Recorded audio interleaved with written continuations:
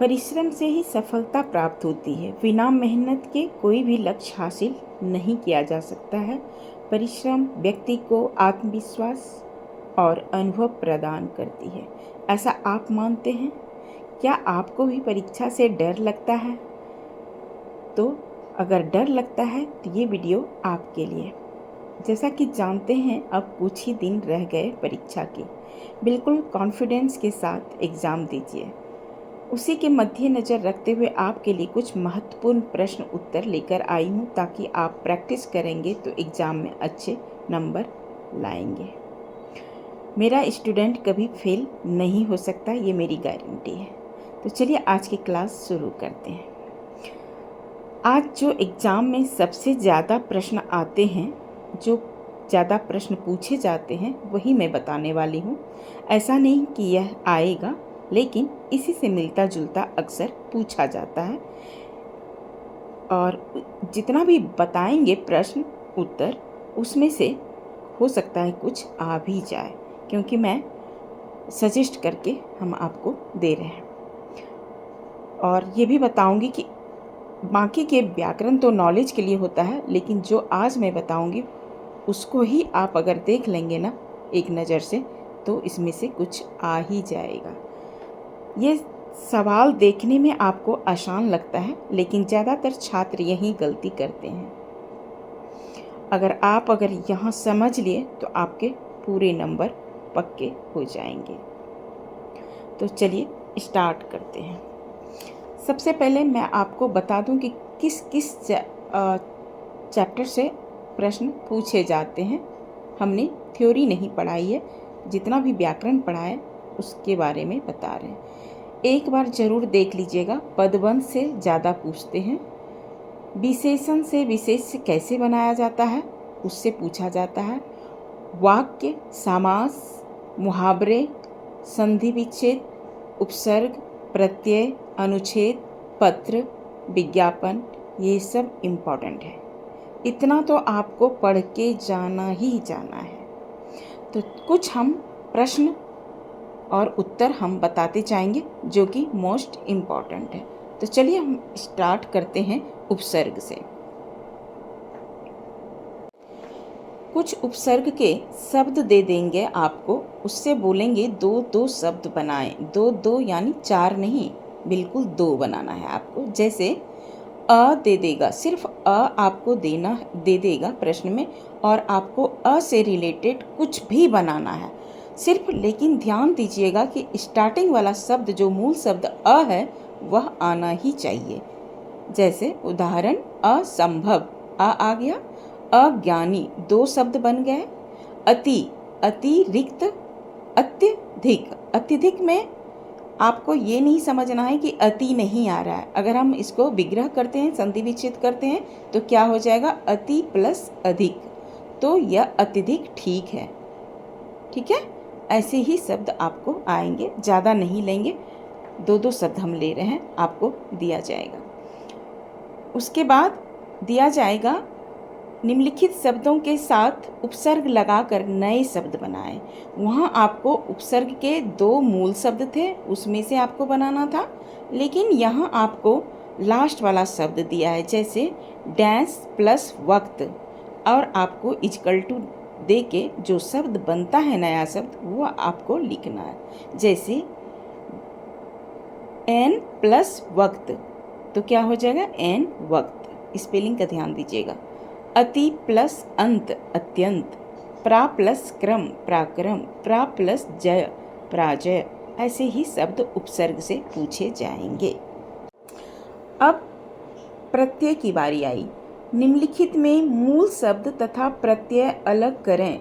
आपको पूरा शब्द दिया जाएगा और उसमें मूल शब्द प्लस जो प्रत्यय लग रहा है उसको आपको लगा कर उसको एक शब्द दिया हुआ है, उसी से आपको विग्रह करके मूल भी शब्द लिखना है, प्लस प्रत्यय कौन सी लग रही है वो आपको लिखना है। उपसर्ग जो है हमेशा स्टार्टिंग वाला लगता है और लास्ट में जो है वह प्रत्यय लगता है, जैसा कि मैंने चैप्टर में पढ़ाते समय बताया था। तो उदाहरण में है, जैसे भुलक्कड़, अब उसको हम तोड़ेंगे तो क्या हो जाएगा, भूल प्लस अक्कड़। तो भूल क्या हो गया, मूल शब्द हो गया। ध्यान दीजिए वहाँ छोटी ऊ की मात्रा है, लेकिन जब आप मूल शब्द लिखेंगे तो बड़ी ऊ की मात्रा होगी। स्पेलिंग का बहुत ध्यान रखना होगा। तो चलिए, उसी तरह बचपन है तो बच प्लस अन मत कीजिएगा, यहाँ पन लग जाएगा प्रत्यय, तो बच प्लस पन तब जाके बचपन। बहाव, बह प्लस आव।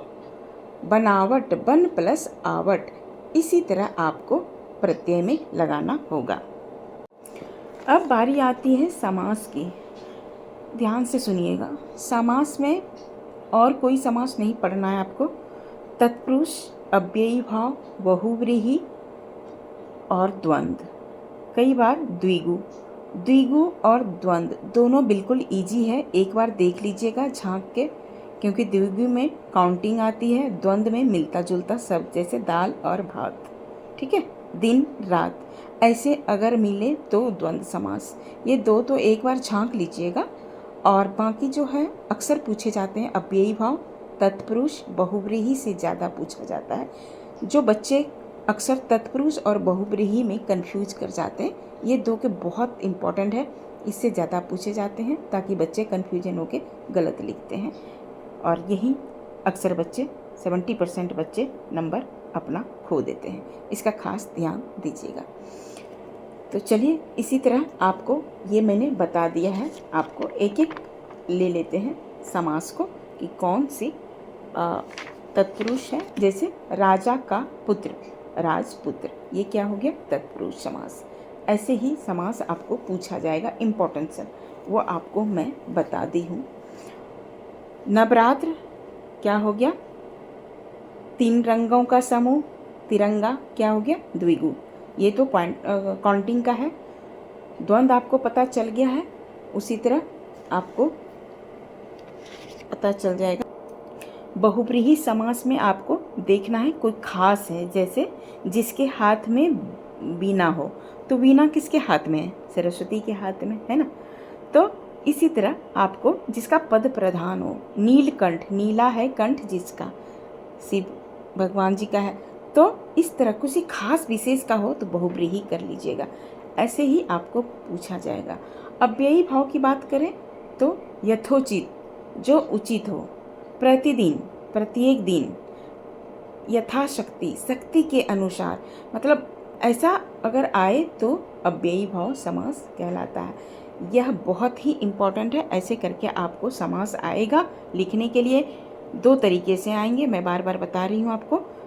यह कौन सी समास है, आपको विग्रह करके देगा, आपको सिर्फ समास लिखना है, या तो आपको लिखे बोलेगा कि इसका समास लिखिए और इसे विग्रह कीजिए। इसके 2 ही तरीके से प्रश्न पूछा जाता है, तो घबराने की कोई बात नहीं, मोस्ट इम्पॉर्टेंट है, आप इतना कर लीजिएगा तो आपके अच्छे मार्क्स आ जाएंगे।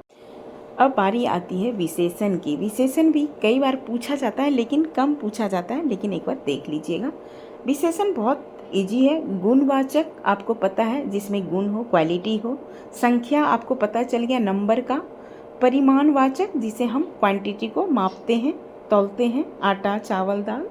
संकेतवाचक, संकेत में क्या होता है, आपको किसी को संकेत, इशारा कर रहा है, और इसको ज़्यादा नहीं पढ़ने का है, लेकिन एक बार ज़रूर देख लीजिएगा, इसके भेद को पढ़ लीजिएगा ना, तो आप लिख दीजिएगा विशेषण को। ठीक है, उसका गुण, दोष, रंग, रूप। जैसे आपको गुणवाचक का आएगा तो क्या आएगा, गुण क्या है, पीला आम है ना, सफ़ेद कमल है, तो इस तरह आपका गुणवाचक हो गया। इसी तरह आपको करके लिखना है, एक एक वाक्य जो है इसी तरह आपको देख लेना है। ठीक है, चलिए। परिमाणवाचक में 5 लीटर दूध हो गया, है ना। संख्यावाचक हो गया, 1 लड़की, कुछ फूल, है ना। सार्वनामिक विशेषण यानी संकेतिक, यह गाय मेरी है, वह घर मेरा है, यह आपका विशेषण हो गया। हम एक एक उदाहरण दे रहे हैं और ऐसे ही आपको आएगा। अब वाक्य से आएगा, उल्टा पुल्टा रहेगा और आपको उसे करेक्शन करके लिखना है, यानी अरेंज करके लिखना है। और या तो कुछ शब्द दे दिया जाएगा, उसका वाक्य में प्रयोग करेंगे। ध्यान दीजिएगा जब भी कोई वाक्य बनाइएगा तो वो सिंपल और क्या बोलते हैं उसको, मतलब थोड़ी सी क्या ही बोला जाए, मतलब ऐसा प्रेरणादायक हो जैसे कि उससे कुछ निष्कर्ष निकले। जैसे छात्र पढ़ रहे हैं, खेल रहे हैं, हम सब भारत के नागरिक हैं, ऐसा वाक्य। माता पिता बच्चों से प्रेम करते हैं, इस तरह का वाक्य आपको बनाना है। ऐसा उससे लगे कि हाँ, ये ऐसा नहीं कि वह खेल रहा है, सीता पढ़ रही है। छोटा छोटा वाक्य नहीं लिखेंगे, लिखेंगे थोड़ा सा अच्छा वाक्य लगे कि हमें सुटेबल है वाक्य, ठीक है। ऐसे आपको वाक्य लिखना। इसके दो तरीके से पूछे जाएंगे। इसको एक तो गलत होगा, उसको आपको अरेंज करके सही से लिखना है। दूसरा, कोई शब्द दे दिया जाएगा, उसको बोलेगा कि इस शब्दों को प्रयोग करते हुए वाक्य बनाएं। ध्यान रहे, जब वाक्य बनाएंगे तो जो शब्द दिया जाएगा वह शब्द आपको उस वाक्य में आना चाहिए। ये बहुत इम्पोर्टेंट है। चलिए, वाक्य का इसी तरह बना लेंगे। अब आती है बारी संधि विच्छेद का। संधि विच्छेद आपको कुछ भी दे सकता है, जैसे इम्पॉर्टेंट है विद्यालय, विद्या प्लस आलय, महर्षि, महा प्लस ऋषि, एकैक, एक प्लस एक, देवालय, देव प्लस आलय, परोपकार, पर प्लस उपकार। ये सब बहुत इम्पॉर्टेंट है, एक बार ज़रूर देख लीजिएगा। संधि विच्छेद पूछता है, ये पूछता है, आपको दो तो रहेगा ही रहेगा। चाहे तो आपको इसको दो तरीके से पूछेगा।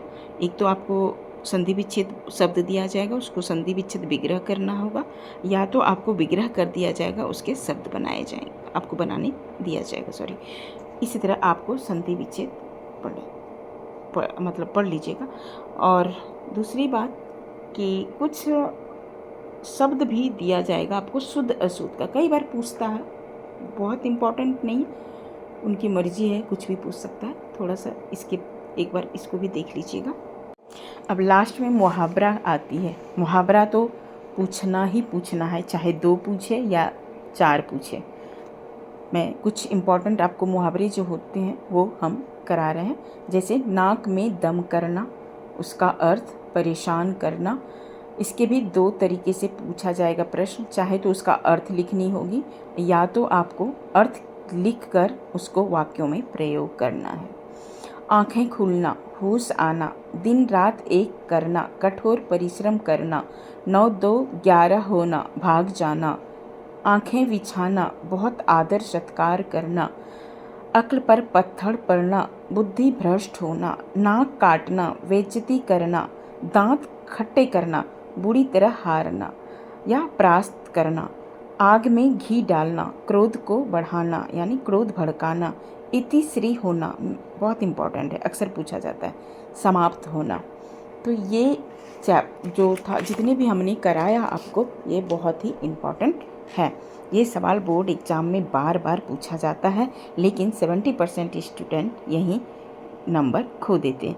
हालांकि मैं थ्योरी के नंबर के बारे में नहीं बता रही हूँ कि आप अगर बोलेंगे तो हम नेक्स्ट क्लास में आपको थ्योरी का करा सकते हैं, ऐसा नहीं है। लॉन्ग जो प्रश्न उत्तर होता है ना, वो भी आता है। हमने सिर्फ व्याकरण पढ़ाया था, तो व्याकरण का हमने बताया कि ये सब बहुत महत्वपूर्ण है। बोलेंगे तो आपको मैं प्रश्न लॉन्ग आंसर करा दूंगी। मैं सिर्फ व्याकरण इसलिए दिया कि इतना अगर आप लिख लेते हैं ना, इतना अगर पढ़ के जाएंगे तो 70 से अब आपको मार्क्स आ ही जाएगा, क्योंकि लिटरेचर में कम रहता है प्रश्न उत्तर, ज़्यादातर व्याकरण से ज़्यादा रहता है। अगर व्याकरण स्टेप वाइज लिखेंगे ना तो थ्योरी से ज़्यादा नंबर लाएंगे। ऐसा इसलिए क्योंकि जितने भी स्टोरी हैं या दोहे हैं, चाहे वो मीराबाई का हो, सूरदास का हो, कबीरदास का हो, जितने भी हैं, उसके शब्द इतने कठिन होते हैं कि अगर आपके 5 पंक्ति का भी उत्तर लिखना होगा ना, तो अगर 6 नंबर का होगा तो आपकी मात्राएं गलत होना ही होना है। जहां आपको मात्राएं गलत होगी तो 6 मार्क्स के होते हैं, उसमें से आपको कितना देंगे? मैक्सिमम 2 या 3 मिलने वाले हैं। अगर आपने व्याकरण को अच्छे से किया ना तो सॉलिड मार्क्स मिल जाएंगे, क्योंकि लिखना कम और शब्द आसान होता है, यानी इजी होता है। और यहाँ पर आपके लिए एक बोनस टिप्स है कि व्याकरण में मार्क्स थ्योरी से ज़्यादा आती है, यानी ज़्यादा उठती है, ये ध्यान रखिएगा। और चाहे वो इंग्लिश हो या संस्कृत हो या हिंदी हो। तो ऐसे ही बोर्ड की लेवल का प्रश्न रहता है। और अगर आपको चाहिए कि लिटरेचर का भी प्रश्न उत्तर या स्टोरी का दें तो आप ज़रूर कमेंट में लिखिएगा। तो चलिए आज की क्लास यहीं ख़त्म करती हैं, इन्हीं शब्दों के साथ विदा लेती हूँ। मिलते हैं अगली क्लास में, तब तक के लिए take care and bye bye.